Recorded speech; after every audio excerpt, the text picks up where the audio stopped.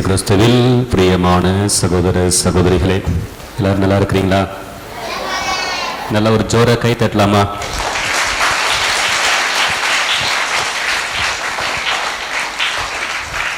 Very good. சொன்ன உடனே அழகா கீழ்ப்படுகிறீங்க. இந்த கைத்தட்டல் ஏன் அப்படின்னு சொல்லி தெரியுமா? தெரியாதா? ஏன் சொல்லுங்க. உற்சாகம். எதற்கான உற்சாகம்? எதற்கான உற்சாகம்? பூச ஊர் திருவிழா. Very good. இன்னைக்கு இந்த இடத்துல பார்க்கும்போது எனக்கு ரொம்ப சந்தோஷம். அப்படியே திருவிழாவுக்கு திருப்பலிக்கு வந்திருக்கிற மாதிரி எனக்கு ஒரு உணர்வு. ஏன்னா எல்லா மக்களும் கோயிலுக்கு வந்திருக்கிறீங்க. எல்லாரும் தேரை தூக்கிட்டு அங்கே போகிறவங்க வரவங்கன்னா இங்கே நில்லுங்க, நாங்கள் தேரை தூக்கிட்டு மெதுவாக போகிறோம், எங்கள் பின்னாடி வாங்க அப்படின்னு சொல்லிட்டு மிக அழகாக பாடல்களை பாடிக்கொண்டு ஜெபங்களை சொல்லிக்கொண்டு எல்லாம் பார்த்தா லேடிஸ் தான் தூக்குறாங்க. அவ்வளோ பேர் தேரை தூக்குவது என்பது கொஞ்சம் கஷ்டம். ஆனால் இன்னைக்கு எல்லாரும் அந்த தேரை சுமந்து கொண்டு ஆலயம் இங்கே தெரு தெருவாக போயிட்டு மீண்டும் பவனியாக வந்திருக்கிறீங்க. உண்மையிலேயே உங்களுக்கு வாழ்த்துக்கள், பாராட்டுக்கள். ஏன்னா நானே ஏற்கனவே நிறைய பங்குல இருந்திருக்கிறேன். பிரதராக இருந்திருக்கிறேன், அசிஸ்டண்டாக உதவி பங்கு தந்தையாக இருக்கிறேன், பங்கு தந்தையை ஒரு பங்குல இருந்திருக்கிறேன். இது போல ஒரு நவநாளில் ஆலயம் முழுக்க கூட்டத்தை நான் பார்த்தது கிடையாது. ஒன்று கொடியேற்றத்துக்கு வருவாங்க, அதுக்கடுத்து எப்போ வருவாங்க? திருவிழா அன்னைக்கு வருவாங்க. இன்பிட்டியில் எந்த வகை அதாவது கொத்து சிறப்பிக்குதோ அந்த கொத்தை சார்ந்தவங்க தான் அதிகமாக வருவாங்க. ஒரு சில நேரத்தில் அவங்க கூட வரமாட்டாங்க. ஆனால் இன்னைக்கு நீங்கள் உங்களை பார்க்கின்ற பொழுது உண்மையிலேயே ரொம்ப சந்தோஷம். அதற்காகத்தான் என்ன சொன்ன, நல்லா கைத்தட்டி உற்சாகமான உங்களே நீங்கள் உற்சாகப்படுத்தீங்க அப்படின்னு சொல்லி சொன்னேன். மரியே வாழ்க, மரியே வாழ்க, மரியே வாழ்க. எல்லாரும் நல்லா இருக்கிறீங்களா? சந்தோஷமா இருக்கிறீங்களா? பிள்ளைங்களாம் அழகா மகிழ்ச்சியா சந்தோஷமா இருக்கிறாங்க. ஏன்னா இன்னும் 2-3 நாள் நம்ம என்ன செய்யறோம்? தேதி 11, 15ஆம் தேதி, 16ஆம் தேதி நம்ம திருவிழா கொண்டாட போறோம். அப்போ அந்த திருவிழாவை ஒவ்வொரு வருஷமும் ஒரு மிக ஆவலோடு எதிர்நோக்கி இருப்போம். அதுவும் இந்த வருஷம் 2 வருஷம் கடந்த ஆண்டு நம்முடைய பங்கு தந்தை புதிதாக பொறுப்பேற்றார். இந்த வருஷம் இது 2வது திருவிழா. அப்போ இந்த வருஷம் நல்லா அழகா கோயிலெல்லாம் பெயிண்ட் அடிச்சு அழகா சிறப்பா செஞ்சுட்டு இருக்கிறார். அதெல்லாம் பார்க்கும்போது நம்மளுக்கு என்ன இருக்கும்? இயல்பாகவே ஒரு சந்தோஷம் வந்துடும். கோயிலுக்கு போகணும், தேர் தூக்கணும், திருப்பலியில பங்கெடுக்கணும் என்கின்ற ஆர்வம் நம்மை அறிய என்ன செய்யும்? தொற்றிக்கொள்ளும். அது அவங்களை பார்க்கும் போதுலாம் நம்ம நம்ம கோயிலுக்கு போகணும், ஜெபிக்கணும் என்ற உணர்வு இயல்பாகவே வந்துவிடும். அத்தகைய ஒரு சூழ்நிலையை நம்மளுடைய பங்கு தந்தை என்ன செஞ்சிருக்கிறார் அப்படின்னா நம்மளுக்கு ஏற்படுத்தி கொடுத்திருக்கிறார். அதனால அவருக்கு நம்ம நன்றி சொல்ல வேண்டும். இன்னைக்கு ஒரு அழகான தலைப்பு கொடுத்திருக்கிறாங்க. என்ன தலைப்பு அப்படின்னா, அன்னை மரியா குடும்பங்களுக்கு முன்மாதிரி அப்படின்னு சொல்லிட்டு ஒரு தலைப்பு கொடுத்துறாங்க. ஏன் அப்படின்னா அது அப்படிதான். அன்னை மரியா குடும்பங்களுக்கு முன்மாதிரி. ஒரு சில பேர் நினைச்சுக்கலாம், இல்ல ஃபாதர் இன்னைக்கு அன்னை மரியா நல்ல மனைவின் தானே நாங்க வாசிச்சோம், நீங்க என்ன அன்னை மரியா குடும்பங்களுக்கு முன்மாதிரி அப்படின்னு சொல்லி நீங்க கேள்வி கேட்கலாம். அன்னை மரியா நல்ல மனைவின்னு சொல்லிட்டு ஏற்கனவே அந்த தலைப்புல அருட்தந்தை அவர்கள் மறைவுரை ஆற்றிவிட்டு சென்று விட்டார். இப்பொழுது அன்னை மரியா குடும்பங்களுக்கு முன்மாதிரி, அதை பத்தி தான் நம்ம என்ன செய்ய போறோம்? இன்னைக்கு தியானிக்க போறோம். நான் அன்னை மரியா குடும்பங்களுக்கு முன்மாதிரி என்கின்ற தலைப்பில் நிறையவற்றை சிந்தித்தேன். அதெல்லாம் சொல்லலாமா அப்படி வேண்டாமான்னு பார்க்கும்போது அதெல்லாம் சொல்லவே தேவை. ஏன்னா நீங்களே ஏற்கனவே எல்லாரும் நல்லா ஒரு எடுத்துக்காட்டான வாழ்க்கையை வாழும்போது நம்ம அறையுறையே வைக்க தேவையில்லை அப்படின்னு சொல்லி தோணுச்சு. ஏன்னா அந்த அளவுக்கு எல்லாரோட ஈடுபாடு, ஆர்வம், உற்சாகம் இந்த ஆலயத்தில் பார்க்கிற பொழுது நம்ம இன்னும் புதுசா இவங்களுக்கு சொல்ல போறோம் என்கின்ற எண்ணம் எனக்கு வந்துருச்சு அந்த கூட்டத்தை பார்த்த உடனே. இருந்தாலும் ஏதாவது ஒரு சில விஷயத்தை நம்ம பகிர்ந்து கொண்டு போலாமே என்கின்ற ஒரு எண்ணத்தோடு வந்திருக்கு. ஒரு சின்ன ஒரு கதை, இது உண்மையால நடந்த ஒரு கதை. ஒரு ஊர்ல அந்தோணி, அவங்களுக்கு அந்தோணி அம்மா அப்படின்னு சொல்லிட்டு ஒரு கணவன், ஒரு மனைவி. அவங்களுக்கு எத்தனை பிள்ளைங்க அப்படின்னா 3 பிள்ளைகள். 3 பேரும் என்னது? ஆண் பிள்ளை. அவங்க ஒரு எளிமையான ஒரு குடும்பம், ஒரு ஏழ்மையான ஒரு குடும்பம். அவங்க தினசரி கூலி வேலைக்கு போனதா அவங்களுடைய அன்றாட குடும்ப வாழ்க்கை என்ன செய்ய முடியும்? முன்னெடுத்து செல்ல முடியும், இயல்பா வாழ்க்கையை ஓட்ட முடியும். அப்போ அந்த ஊர்ல ஒரு திருவிழா வருது. இப்ப நம்ம ஊர்ல கார்மேல் மாதா திருவிழா வருகிற மாதிரி அந்த ஊர்ல லூர்து மாதா திருவிழா வருது. அப்படி திருவிழா வருகிற பொழுது எல்லாரும் திருவிழா என்ன செய்வாங்க? நல்ல ஜாலியாக புதுசாக ட்ரெஸ் எடுப்பாங்க. இப்போல்லாம் திருவிழா அப்படின்னாக்க கொடியேற்றத்துக்கு ஒரு ட்ரெஸ்ஸு, அடுத்தது திருவிழாவுக்கு ஒரு ட்ரெஸ். அப்போ இன்னும் ஒரு 10-20 வருஷத்துக்கு முன்னாடிலாம் பார்த்தோன்னா வருஷத்துக்கு ஒரு ட்ரெஸ் எடுக்கிறதே பெரிய அரிதாக இருக்கும். நம்மளுடைய பெரிய அம்மாக்களுக்கெல்லாம் தெரியும், எங்களுக்கும் தெரியும். இப்போதான் நம்ம வருஷத்துக்கு நிறைய ட்ரெஸ் எடுக்கிறோம். ஆனால் அப்போ எல்லாம் வருஷத்துக்கு ஒரு ட்ரெஸ் எடுப்பது என்பது மிகப்பெரிய ஒரு கேள்விக்குறியா இருக்கும். அந்த அளவுக்கு நம்முடைய குடும்ப சூழல் இருந்துச்சு. அதே போல இந்த அந்தோணி அம்மனுடைய குடும்ப சூழல் அப்படிதான் இருந்துச்சு. அப்போ அவங்க ஊர் திருவிழா வருது, அவங்ககிட்ட கையில காசு இல்லை, அந்த அந்தோணி அவர்கிட்ட காசு இல்லை. எனவே என்ன செய்யறாரு அப்படின்னா, தங்கிட்ட இருந்த கொஞ்சோண்டு தொகையை எடுத்து தன்னுடைய பிள்ளைகளுக்கு கால் செட்டெல்லாம் வாங்கி தரல, வெறும் சட்டை மட்டும் வாங்கி கொடுத்துட்டார். தன்னுடைய மனைவிக்கோ அல்லது தனக்கோ ட்ரெஸ் வாங்கிறதுக்கு என்ன இல்லை, காசு இல்லை.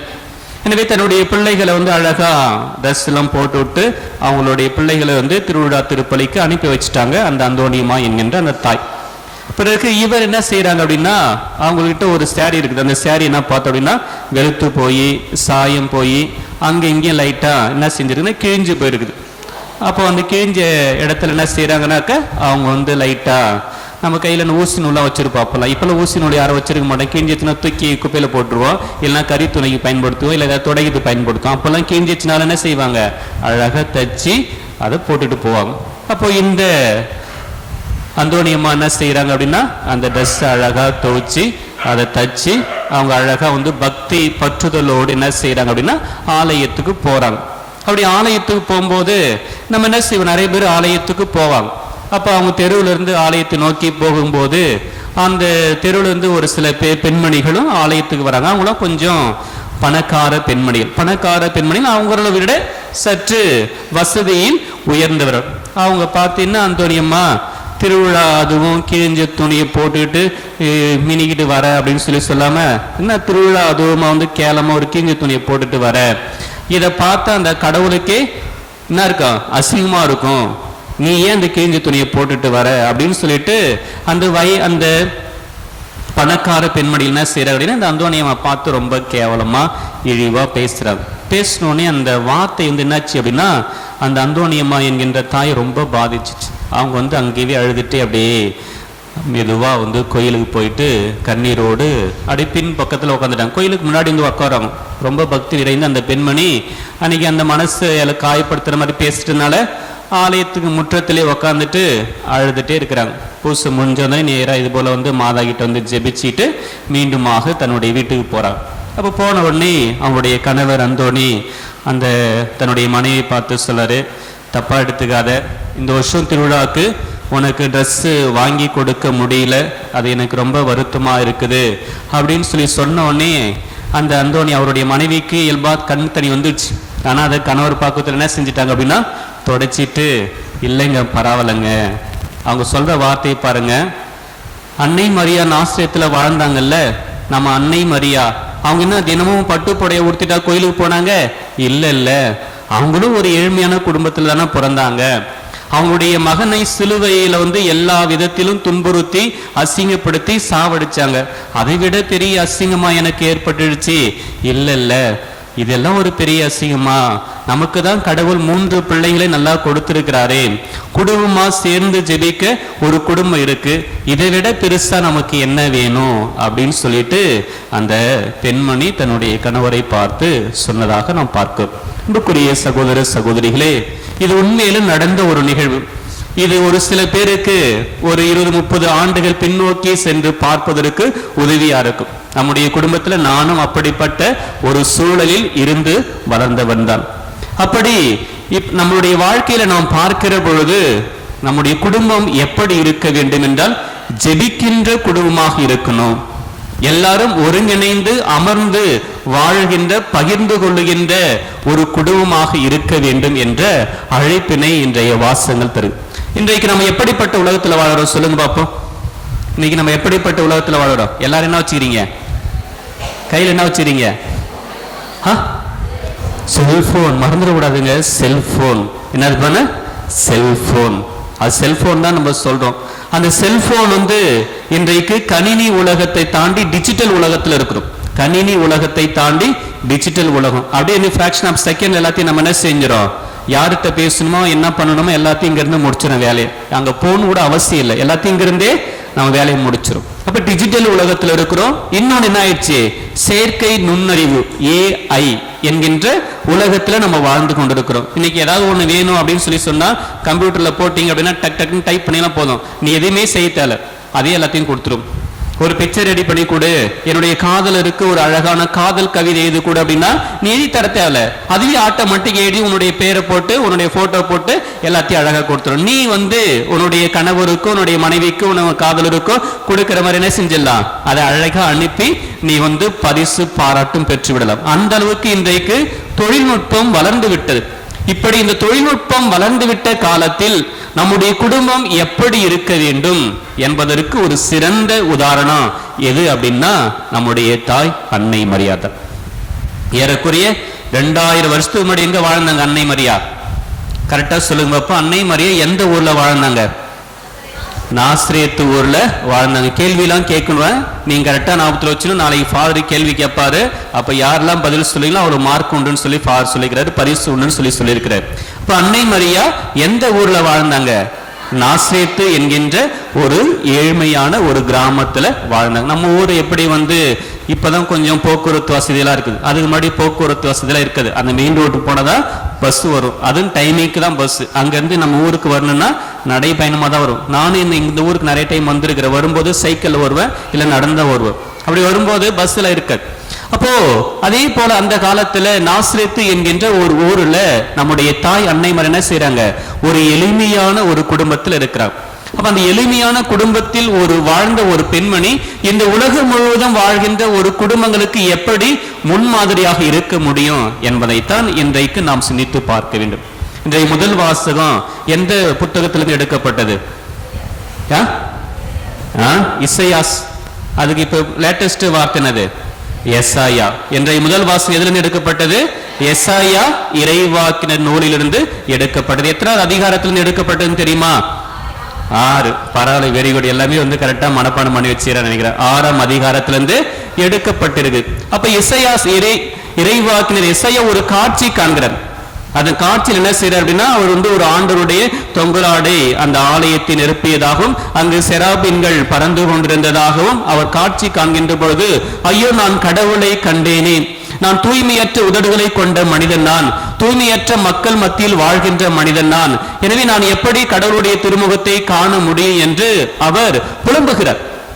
அப்படி புலம்புகிற பொழுதுதான் ஆண்டவர் என்ன செய்யற அப்படின்னா, செராபின்கள் ஒன்று அனுப்பி அங்கிருந்த நெருப்ப பலிபீடத்துல இருந்த நெருப்ப கொரடால் எடுக்க சொல்லி அந்த கொரடை கொண்டு அந்த நெருப்பை கொண்டு யாருடைய உதட்டில் வைக்கிறாங்க? எசாயா இறைவாக்கினுடைய உதட்டில் வைக்க அவருடைய பாவம் என்ன செஞ்சிச்சு? மறைந்து போயிற்று. உன்னுடைய குற்றம் மன்னிக்கப்பட்டது, உன்னுடைய பாவம் மறைக்கப்பட்டது அப்படின்னு சொல்லிட்டு அந்த வானதூதர்கள் சொல்றாங்க. சொன்ன உடனே அடுத்து என்ன சொல்றார் அப்படின்னாக்க, என்னுடைய பணிக்காக யார் போவார் என்று கடவுள் கேள்வி எழுப்புகிறது போது இதோ நான் இருக்கிறேன் என்று தன்னையே முழுமையாக இறை திட்டத்திற்கு அர்ப்பணிக்கக்கூடிய ஒரு இறைவாக்கினராக யார் வந்தார்? எசாயா இறைவாக்கினர் திகழ்கிறார். ஆக அவருடைய பாவமானது மன்னிக்கப்பட்ட உடனே இறை திருவுளத்திற்கு அப்படியே கீழ்ப்படுகிறார்.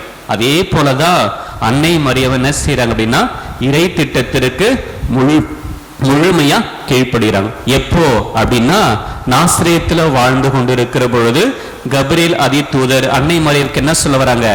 மங்கள வார்த்தை சொல்ல வராங்க. அது என்ன வார்த்தை? மங்கள வார்த்தை. அது என்ன வார்த்தை?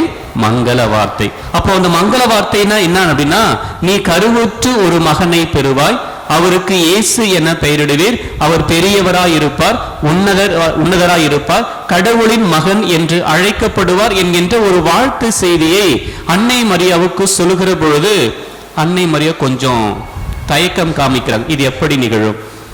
நான் கன்னி ஆயிற்று, எனக்கு இன்னும் திருமணம் ஆகல, அப்படி இருக்கையில் எப்படி நான் ஒரு குழந்தையை பெற்றெடுத்து அதற்கு தாயாக முடியும்? ஏன்னா திருமணத்திற்கு முன்பே ஒருவர் கருவுறுகிறார் என்றால் அவரை யூத சட்டத்தின்படி என்ன செய்யணும்? கல்லால் எரிந்து கொல்லணும். அதுதான் யூத சட்டம். எனவே இந்த சூழ்நிலைகளை எல்லாம் உணர்ந்து அன்னை மரியா இது எப்படி நிகழும் என்று கேள்வி எழுப்புகிறார். அப்பொழுதுதான் வானத்து அவருக்கு ஒரு அழகான விளக்கத்தை கூட என்ன இருக்குன்னா, கடவுளுடைய ஆவி உன் மீது இறங்கும், அப்போது என்ன செய்வார்? கடவுளுடைய ஆவி உன் மீது இறங்க, உனக்கு ஒரு குழந்தை பிறக்கும் என்கின்ற ஒரு வாக்குத்தத்தை அவருக்கு கொடுக்கிறார்.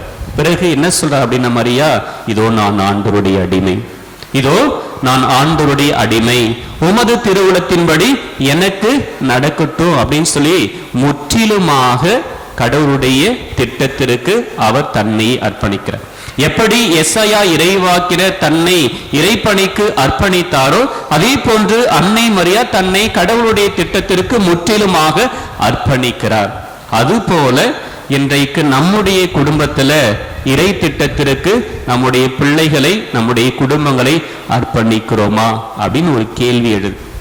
எப்பப்பெல்லாம் நம்ம இறை திட்டத்திற்கு எதிராக செயல்படுறோம் அப்படின்னா, நம்முடைய குடும்பத்துல பிள்ளைகளுக்கு திருமணம் ஆகல அப்படின்னா, கொஞ்சம் காலம் கடந்துட்டே போகுது அப்படின்னா கடவுள் மீது இருக்கிற நம்பிக்கையை இழந்து விடுவோம். இல்ல திருமணம் ஆகிய குழந்தையே இல்லை அப்படின்னு சொல்லி சொன்னா அப்படி நம்ம என்ன செஞ்சிருவோம், கடவுள் மீது இருக்கிற நம்பிக்கை இழந்து விடுவோம். இதுதான் உம்முடைய திருவுளம் என்றால் அதை நான் ஏற்றுக்கொள்ளக்கூடிய பக்குவத்தை எனக்கு தா என்று அன்னை மரியா அந்த கடினமான சூழ்நிலையிலும் இறை திட்டத்திற்கு தன்னை அர்ப்பணித்தாரோ அதே போல நம்மால் அர்ப்பணிக்க இன்றைக்கு முடியவில்லை. அப்படிதானே? எத்தனை பேர் உங்க வீட்டுல பிள்ளைகளுக்கு திருமண வரம் தள்ளி போகுது, வேலை வாய்ப்பு கிடைக்காம அப்படியே சும்மா போறாங்க வராங்க, திருமணமாகி குழந்தை இல்லை அப்படின்ற ஒரு சூழல் வருகிற பொழுது அதை ஏற்றுக்கொள்ளக்கூடிய மனப்போக்கம் நமக்கு இருக்குதா? இறைவா இதுதான் நம்முடைய திருவுளம் அப்படின்னா அதை நான் முழுமையை ஏற்றுக்கொள்கிறேன் அப்படின்னு சொல்லக்கூடிய ஒரு பக்குவம் இன்றைக்கு நம்மிடம் இல்லை. எனவே அந்த பக்குவத்தை நாம் யாரிடமிருந்து கற்றுக்கொள்ள வேண்டும் என்றால் அன்னை மரியாவிலிருந்து கற்றுக்கொள்ளும். ஏன்னா நீங்க குடும்பங்களில் தான் நிறைய பிரச்சனைகள் வருகிறது, நிறைய சோதனைகள் வருகிறது, பொருளாதார நெருக்கடிகள் வருகிறது. அப்படி பிரச்சனைகளும் சோதனைகளும் பொருளாதார நெருக்கடிகள் வருகிற பொழுது அவற்றை நாம் முழுமையாக இறை திட்டத்திற்கு அர்ப்பணித்து நான் இதை ஏற்றுக்கொள்கிறேன் என்று அன்னை மரியாவை போல ஆம் என்று சொல்ல நாம் முதல் என்ன செய்யணும், பழகி கொள்ள வேண்டும். முதலாவது எஸ்ஐயா இறைவாக்கு எப்படி இறைவனுடைய அந்த அழைப்பிற்கு ஆம் என்று சொன்னாரோ அதே போல அன்னை மரியாவும் இறை திட்டத்திற்கு ஆம் என்று சொல்லி இதோ நான் ஆண்டவரின் அடிமை என்று சொன்னார். இரண்டாவதாக இன்றைய பதிலுரை பாடலில் நாம் பார்க்கிறோம். இந்த பதிலுரை பாடல் நம்ம வாசிக்கல, இருந்தாலும் அந்த பதிலுரை பாடல்ல திருப்பாடல் ஆசிரியர் மிக அழகாக சொல்லுகிறார். என்ன சொல்றார் அப்படின்னா, ஆண்டவர் ஆட்சி செய்கின்றார், மாட்சியை அவர் ஆடையாய் அணிந்திருக்கின்றார். எதை ஆடை அணிந்திருக்கிறார்? மாட்சியை. ஆண்டவர் ஆட்சி செய்கின்றார், மாட்சியை அவர் ஆடையாய் அணிந்திருக்கின்றார். இன்றைக்கு நம்ம எல்லாம் காஸ்ட்லியான ட்ரெஸ் போறோம், அவர் அது போல ட்ரெஸ் எல்லாம் போடல. எதை ட்ரெஸ் ஆடை அணிந்திருக்கிறார் அப்படின்னா நாம் கடவுளுக்கு செலுத்துகின்ற புகழ்ச்சி பலிகள், ஸ்தோத்திர பலிகள், நன்றி பலிகள், இதைத்தான் கடவுள் அவர் ஆடையாக அணிந்திருப்பதாக திருப்பாடல் ஆசிரியர் பாடுகிறார். இது எப்படி மரியனுடைய வாழ்க்கைக்கு பொருந்தும் அப்படின்னா, இவ்வுலகில் இருக்கின்ற அனைத்து மக்களையும் ஆளுகை செய்யக்கூடியவர் யாரு? யாரு? கடவுள். யார் ஆளுகை செய்கிறார்? நம்ம சொல்லுவோம், எங்க தமிழ்நாட்டு சிஎம் விஜய் சார் ஆட்சி செய்யறாரு, அதனால அவருடைய ஆட்சிக்கு உட்பட்டு தான் நாங்க இருக்கிறோம் அப்படின்னு நீங்க சொல்லலாம். சிஎம் ஆட்சி சார், சிஎம் விஜய் ஆட்சி செய்தாலும் அவர் ஒரு குறிப்பிட்ட மக்களுக்கு மட்டும்தான், அது நம்ம தமிழ்நாட்டை மட்டும்தான் ஆட்சி செய்ய முடியும். ஆனால் உலகில் இருக்கின்ற அனைத்து மக்களையும் அவரால் ஆட்சி செய்ய முடியுமானா முடியாது. பக்கத்தில் இருக்கிற கேரளாவுக்கு போயிட்டு அவரால் ஒன்றும் செய்ய முடியாது. ஏன்னா அவருடைய ஆட்சி முறை என்பது எல்லைக்கு உட்பட்டது, வரையறைக்கு உட்பட்டது. ஆனால் நம்முடைய ஆண்டவர் எப்படி ஆட்சி செய்கின்றார் என்றால் இவ்வுலகில் இருக்கின்ற அனைத்து மக்களையுமே அவர் ஆட்சி செய்கின்றார். அப்படி அனைத்து மக்களையும் ஆட்சி செய்கின்ற பொழுது நாம் ஒவ்வொருவருமே அவருடைய ஆளுகைக்கு உட்பட்டவர்கள். நாம் ஒவ்வொருவரும் என்னபடி இருக்கிறோம்? அவருடைய ஆளுகைக்கு உட்பட்டவர்கள். அவரே நம்மை வழிநடத்தக்கூடிய தேவன், அவரே நம்மை பாதுகாக்கக்கூடிய தேவன், அவரே நமக்கு முன்பாக இருக்கின்ற அனைத்து தடைகளையும் தகர்த்தெறிந்து நம்முடைய வாழ்க்கையில் நாம் வெற்றி காண வைக்கின்ற ஒரு வல்லமை மிக்க இறைவனாக யார் இருக்கிறார் என்றால் அந்த தேவன் இருக்கிறார். எனவே அந்த தேவனுடைய சித்தத்தின்படிதான் நாசரேத்தில் வாழ்ந்த அன்னை மரியாவும் யோசேப்பும் செயல்படுகிறார். அவருடைய குடும்பத்தினுடைய மையமா யார் இருக்கிறாங்க அப்படின்னா கடவுள் இருக்கிறார். இன்னைக்கு உங்களுடைய குடும்பத்தின் மையமா யார் இருக்கிறார்? உண்மையை தொட்டு, மனசாட்சி தொட்டு உங்களுடைய குடும்பத்தின் மையமா இன்னைக்கு யார் இருக்கிறார்? யார் இருக்கிறார்? அப்பா அம்மா அப்படின்னு பிள்ளைங்க சொல்றாங்க. பெற்றோர்கள் என்ன சொல்லுவீங்க நீங்க? உங்களுடைய குடும்பத்தின் மையமா இன்னைக்கு யார் இருக்கிறார்? யார் இருக்கிறாங்க? சொல்லுங்க, பரவாயில்ல சொல்லுங்க. நாசரேத்தில் வாழ்ந்த அன்னை மரியா குடும்பத்திற்கு யாரு மையமா இருந்தாங்க? யார் மையமா இருந்தாங்க? கடவுள் மையமாக இருந்தார், ஆண்டவர் இயேசு மையமாக இருந்தார். ஆனால் தான் அவருடைய வாழ்க்கையில எத்தகைய சவால்களை சந்தித்தாலும் அதில் அவங்க தோற்று போகவே இல்லை.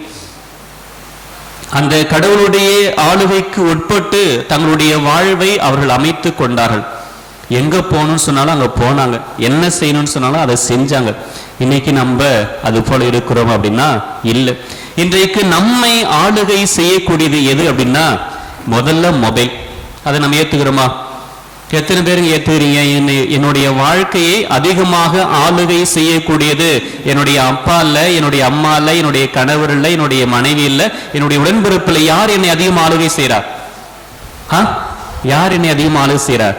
நான் வைத்திருக்கின்ற அந்த அலைபேசி, செல்போன் தான் இன்னைக்கு என்னை அதிகமா ஆளுகை செய். இரண்டாவதாக என்னை அதிகமா ஆளுகை செய்யக்கூடியது எது அப்படின்னா தொலைக்காட்சி. அது தொலைக்காட்சி. உண்மையை ஏத்துக்கணும். நம்மலாம் சரிதானே? இன்னைக்கு நம்ம எல்லாம் கோயிலுக்கு வந்திருக்கிறோம். இந்த 1 மணி நேரம் நம்ம சீரியல்லாம் பார்க்காம வந்திருக்கிறோம். நிறைய பேருடைய எண்ணம், எப்படா இந்த சாமியார் மறைவுரை முடிப்பாரு, சீக்கிரம் போயிட்டு அந்த சீரியல் முடித்துக்குள்ள பார்க்கலாம் அப்படின்னு சொல்லி ஏங்கிட்டு இருப்பாங்க ஒரு சில பேர். அப்போ இன்றைக்கு நம்மை ஆளுகை செய்யக்கூடியது, நம்முடைய குடும்பத்தின் மையமாக இருக்கக்கூடியது எது அப்படின்னா செல்போன், இரண்டாவதாக டிவி. இந்த இரண்டும் தான் இன்றைக்கு நம்முடைய வாழ்வின் மையமாக இருக்கிறது. எனவே தான் இன்றைக்கு நம்முடைய குடும்பங்களில் பார்த்தோம்னா பல பிரச்சனைகள். இன்றைக்கு நம்முடைய குடும்பங்களில் பார்த்தோம்னா பலவிதமான பிரச்சனைகள். குடும்பத்துல ஒரு அமைதி இல்லை, குடும்பத்துல விட்டு கொடுக்கிற தன்மை இல்லை, ஏற்றுக்கொள்ளக்கூடிய தன்மை இல்லை, அந்த மன்னிக்கக்கூடிய ஒரு மனப்பக்குவம் இல்லை. இதுல எங்கிருந்து கிடைக்கும் அப்படின்னா, எப்பொழுது கடவுளை நம்முடைய வாழ்வில் மையமாக வைத்து வாழ்கிறோமோ அப்பொழுதுதான் அது கிடைக்கும். நம்முடைய வாழ்க்கையில செல்போனையும் டிவியையும் மையமாக வைத்து வாழ்ந்தோம் என்றால் அது கிடைக்காது. எனவே நாம் ஒவ்வொருவரும் யாரை மையமாக வைத்து வாழ வேண்டும் என்றால் அன்னை மரியாவை முன்மாதிரியாக கொண்டு ஆண்டவர் இயேசுவை நம்முடைய வாழ்வின் மையமாக கொண்டு வாழ்கிற பொழுதுதான் நம்முடைய குடும்பம் ஒரு சிறந்த குடும்பமாக, அன்னை மரியா வாழ்ந்த ஒரு குடும்பமாக இருக்கும் என்பதில் எந்தவித மாற்று கருத்துமே கிடையாது. மூன்றாவதாக இன்றைய நற்செய்தி வாசகத்திற்கு வருவோம். இந்த நற்செய்தி வாசகத்தில் பார்த்தோம் அப்படின்னா ஆண்டவர் இயேசு 3 முறை அஞ்சாதீர்கள், பயப்படாதீங்க அப்படின்னு சொல்லி எத்தனை முறை சொல்லாரு? 3 முறை சொல்லார். ஆண்டவர் இயேசு தன்னுடைய சிலர்களை பார்த்து எதுக்கும் பயப்படாதீங்க, எதுக்கும் அஞ்சாதீங்க அப்படின்னு சொல்லி அவர்களை திடப்படுத்துகிறார், உறுதிப்படுத்துகிறார். இன்னைக்கு நம்ம நிறைய பயப்படும், தேவையில்லாதவற்றை குறித்து பயப்படுகிறோம். ஆனால் ஆண்டவர் இயேசு என்ன சொல்ல அப்படின்னா, உங்களுடைய உடலை கொள்பவர்களுக்கு அஞ்ச வேண்டாம், உங்களுடைய உடலையும் ஆன்மாவையும் எரிநரகத்தில் அழிக்க வல்லவருக்கே அஞ்சுங்கள் அப்படின்னு சொல்றார். இரண்டாவது என்ன சொல்றார் அப்படின்னா, சிட்டுக்குருவிகள் பலவற்றை விட நீங்கள் மேன்மையானவர்கள். ஏன்னா ஒரு சிட்டுக்குருவி அப்படின்னா அது ஆண்டவருடைய விருப்பம் இல்லாமல் கூட கீழே விழாதுன்னு சொல்றார். நம்ம பகுதியில சிட்டுக்குருவிலாம் ஃபேமஸ், சிட்டுக்குருவி அந்த இதெல்லாம் ஃபேமஸ். அப்ப அந்த சிட்டுக்குருவி கூட கடவுளுடைய விருப்பம் இல்லாமல் கீழே விழாதான். அதே போல உங்களுடைய தலையில் இருக்கின்ற முடியெல்லாம் எண்ணப்பட்டிருக்கு. நீங்க நம்ம கூந்தல அழகா மேக்கப் பண்ணிட்டு வரோம், பெண்கள் எல்லாம் அழகா மேக்கப் பண்ணும், பசங்களாம் அப்படியே ஸ்டைலா வெட்டிட்டு போவாங்க ஸ்கூலுக்கு போகும்போது. அப்போ அந்த முடி கூட ஒவ்வொன்றாக எண்ணப்பட்டிருக்கிறது என்றால் கடவுள் எந்த அளவுக்கு நம் மீது கரிசனையோடு இருக்கிறார், கடவுள் எந்த அளவுக்கு நம்மை அன்பு செய்கிறார் என்பதை நாம் அழகாக புரிந்து கொள்ள. யார் உன்னை அன்பு செய்கிறாங்களோ இல்லையோ, கடவுள் நாம் ஒவ்வொருவரையும் அன்பு செய்து கொண்டே இருக்கிறார். அதனுடைய வெளிப்பாடுதான் சிட்டுக்குருவிகள் பலவற்றை விட நீங்கள் மேன்மையானவர்கள், உங்களுடைய தலைமுடியில் ஒன்று கூட உங்களுடைய தந்தையின் விருப்பம் இல்லாமல் கீழே விழாது. அப்படி என்றால் கடவுள் எந்த அளவுக்கு நம்மை அன்பு செய்கிறார் என்பதை நாம் உணர்ந்து கொள்ள வேண்டும். இதைத்தான் அன்னை மரியா தன்னுடைய வாழ்க்கையில் அவர் உணர்ந்தார். ஏன் அப்படின்னா, நிறைமாத கர்ப்பிணி பெண்ணாக இருக்கிற பொழுது நாசரேத்திலிருந்து பெத்லகேமுக்கு போகிறார். தங்களுடைய பெயர்களை பதிவு செய்து கொள்ள அவங்க நாசரேத்திலிருந்து பெத்லகேமுக்கு போறாங்க. ஒரு நெடிய பயணம். இன்றைக்கு நமக்கு நிறைய போக்குவரத்து வசதிகளா இருக்கு. நம்ம கொஞ்ச காலத்துக்கு முன்னாடினா கட்ட வண்டி இருந்துச்சு, அதன் பிறகு டயர் வண்டி இருந்துச்சு, டிராக்டர் வந்துச்சு. இப்ப எல்லாம் 2 வீலர் வச்சுக்கிறோம். வீட்டுக்கு 4 2 வீலர் இருக்குது, வீட்டுக்கு 4 கார் இருக்குது. இன்னும் கொஞ்ச நாள் போச்சுனாக்க வீடு இது ஹெலிகாப்டர் வாங்கி வச்சுக்குவாங்க நினைக்கிறேன். இன்னும் கொஞ்ச நாள் போச்சுன்னா வீடு ஏரோப்ளேன் வாங்கி வச்சுக்குவாங்க. அந்த அளவுக்கு இன்றைக்கு நாம் முன்னேறி கொண்டே போகிறோம். ஆனால் அந்த காலத்துல எங்க போனாலும் கால்நடை தான் அல்லது கழுதை மீறி சவாரி தான். இதுதான் அன்னைக்கு. அன்றைக்கு அந்த நிறைமாத கர்ப்பிணி பெண்ணாக அன்னை மரியா நாசரேத்திலிருந்து எகிப்துக்கு பெத்லகேமுக்கு போகிறார். அப்படி போகிற பொழுது அங்க என்ன நடக்குமோ ஏது நடக்குமோ என்பதை குறித்து கவலைப்படவே இல்லை. அங்க போறாங்க, அங்க சத்திரத்துல இடம் கிடைக்கல, தன்னுடைய தலைசன் பிள்ளையை பெற்றெடுப்பதற்கு கூட அவங்களுக்கு இடம் கிடைக்கல. அப்ப கூட அவர் வருந்தவில்லை, அதை குறித்து அவர் பயப்படவில்லை. கடைசி எங்கே கிடைக்குது? மாட்டு தொழுவம் தான் கிடைக்குது. அதிலும் அவர் பாதுகாப்பாக இருப்பதை நாம் பார்க்கலாம். இரண்டாவதாக வானத்தோருடைய கட்டளைக்கு இணங்க அந்த ஊரிலிருந்து எகிப்து நாட்டுக்கு அகதிகளாக அவங்க போறாங்க. அங்க போறாங்க, குழந்தையை தூக்கிட்டு விடிய விடிய பயணம் மேற்கொண்டு எருவதுக்கு பயந்து குழந்தையை தூக்கிட்டு அங்க போறாங்க. அப்படி போகும்போது கூட என்ன செய்யல, எதை குறித்தும் பயப்படவில்லை. ஏன்னா என்னை படைத்த கடவுள் என்னோடு இருக்கிறார், அவருடைய விருப்பம் இல்லாமல் இது எல்லாம் நடக்காது.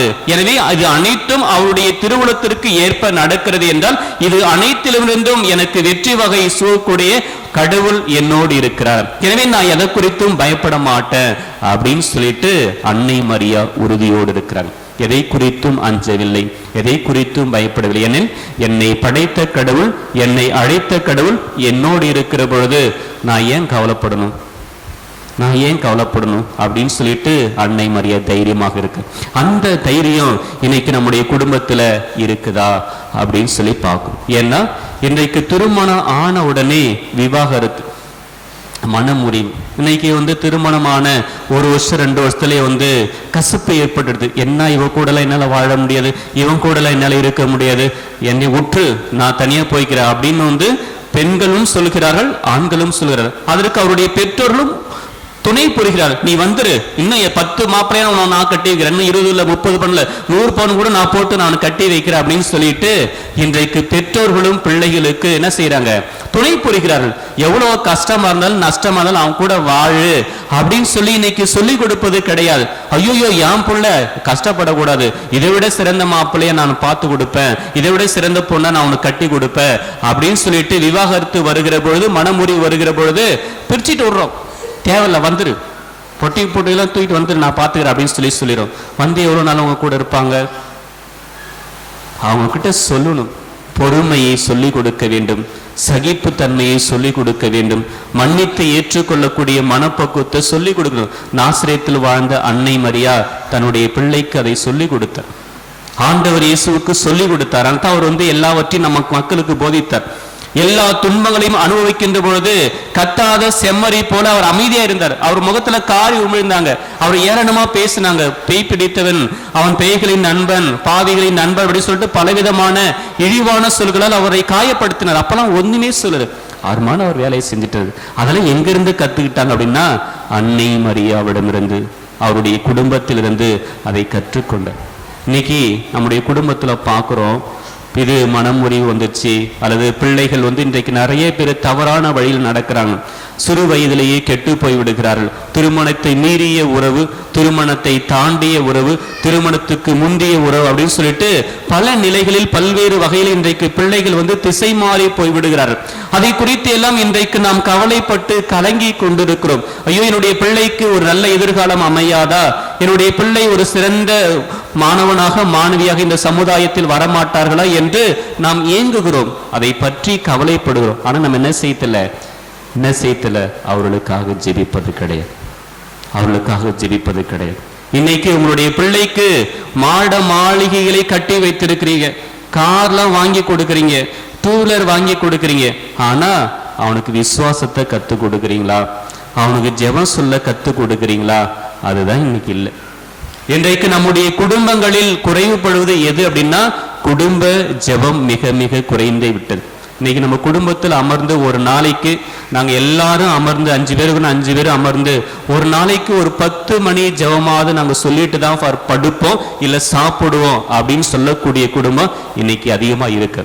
விரல் விட்டு எண்ணிடலாம், விரல் விட்டு என்ன எத்தனை பேர் உங்க குடும்பத்துல குடும்ப ஜெபமால சொல்றீங்க? மனசாட்சி தொட்டு சொல்லுங்க, கை தூக்கும் பார்ப்போம். ஃபாதர், எங்க வீட்டுல தினமும் ஜெபமாலை சொல்லி முடித்தாதான், அட்லீஸ்ட் 10 மணி 13 மணி ஜெபமாலை சொல்லி முடித்தாதான் எங்க அம்மா சாப்பாடு தட்டிலே கையை வைக்க விடுவாங்க, இல்லை அப்படின்னா பட்னியோட தான் படுக்க சொல்லுவாங்க.